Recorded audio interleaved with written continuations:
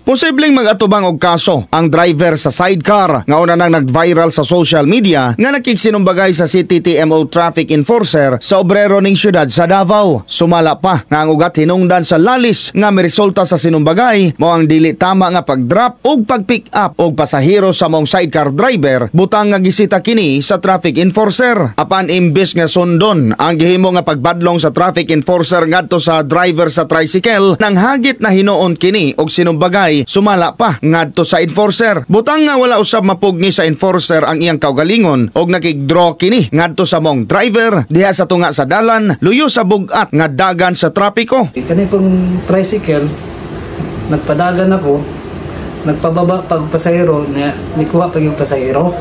Nasa pedestrian area. Okay. Intersection gud mismo. Pero nga gidoon ako kay ang jeep sige na magserbato sa likod. Akong gidoon.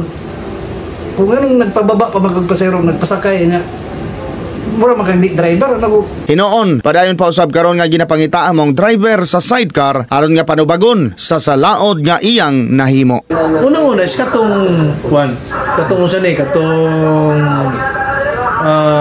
violation sa obstruction.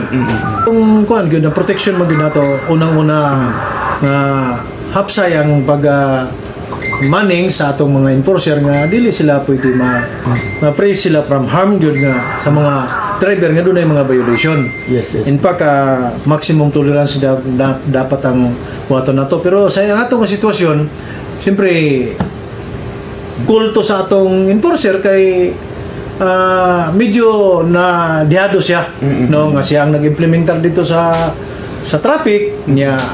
Nahitabo pa yun nga busy kayo niya atubangan mismo sayang atubangan mismo sa presensya mismo nag-drop og pasahero nga dili gyud dapat kay kanto niya pedestrian pa gyud pedestrian lane. In the heart of changing lives, kini si Brigada Aldren Mantawil, Brigada News.